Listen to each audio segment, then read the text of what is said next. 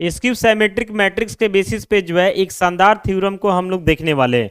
तो आइए सबसे पहले जो है इसके स्टेटमेंट को समझते हैं। यहाँ पे बोला जा रहा है कि if A is a skew symmetric matrix then prove that K is skew symmetric. यहाँ पे के का मतलब जो है आपको स्केलर समझना है। तो सबसे पहले ये जान लीजिए कि ए जब हमारा स्क्यू सिमेट्रिक मैट्रिक्स है तो उसका जब हम ट्रांसपोज करेंगे तो वो जो है -a के इक्वल हो जाएगा। तो आइए इसको प्रूव करते हैं। बस आपको जो है कंसंट्रेट होकर के देखना है ताकि आपको कहीं से कोई प्रॉब्लम इसमें ना हो।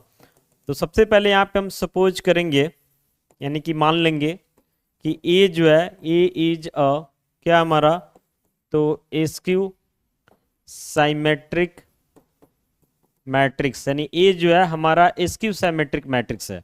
ऑल्सो के बी एनी स्केलर, के हमारा क्या है एक स्केलर है यानी एज ए कांस्टेंट है। तो जब ए हमारा स्क्यू सिमेट्रिक मैट्रिक्स है तो जाहिर सी बात है कि ए का जब हम ट्रांसपोज करेंगे तो ये -a के इक्वल हो जाएगा। स्क्यू सिमेट्रिक के डिफिनीशन से हो गया। अब आपको दिखाना है कि k इंटू ए जो है स्क्यू सिमेट्रिक होगा। तो इसके लिए हम क्या करेंगे तो नाउ करके के ए का होल ट्रांसपोज लेकर के चलेंगे। तो इसका फॉर्मूला आपको पता होगा कि के इंटू ए का ट्रांसपोज है वेयर के हमारा स्केलर है तो के बाहर निकल जाता है, इंटू ट्रांसपोज जब क्या हो जाता है ए हो जाता है। अब आगे बढ़ेंगे तो यहां से लिखेंगे के का होल ट्रांसपोज इक्वल टू के, और ए का ट्रांसपोज जो है हमारा किसके इक्वल हो जाएगा तो -a के इक्वल हो जाएगा, क्योंकि ए हमारा जो है स्क्यू सिमेट्रिक है।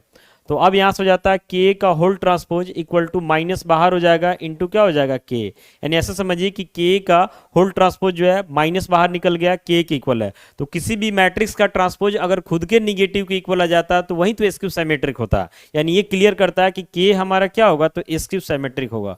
तो हेंस करके यहां से हम लिख सकते हैं कि के ए इज क्या हो जाएगा तो स्क्यू सिमेट्रिक। अब इसमें एक बात आपको ध्यान रखना है, ये क्वेश्चन में कैसे यूज होगा एमसीक्यू वगैरह में। जैसे मान लेते हैं कि ए हमारा कहीं पे स्क्यू सिमेट्रिक मैट्रिक्स है और उसमें बोला जाता है कि किसी स्केलर से जैसे 2 से 3 से 4 से ये सब से मल्टीप्लाई कर दे तो उसको कोई फर्क नहीं पड़ेगा, वैल्यू बदलेगा, मैट्रिक्स बदल जाएगा, लेकिन ओवरऑल मैट्रिक्स जो है स्क्यू सिमेट्रिक ही रहेगा। यानी ए हमारा स्क्यू सिमेट्रिक मैट्रिक्स है तो 2a भी हमारा स्क्यू सिमेट्रिक मैट्रिक्स होगा, 3a कर दे 4a कर दे 5a कर दे, इससे कोई फर्क नहीं पड़ता, किसी भी स्केलर से मल्टीप्लाई कर दीजिए, रिजल्ट ओवरऑल जो है आपका स्क्यू सिमेट्रिक मैट्रिक्स ही रहेगा। तो उम्मीद करते हैं कि ये थ्योरम आपको समझ में आ गया होगा। फिर भी कोई डाउट है तो आप हमसे कमेंट करके पूछ सकते हैं।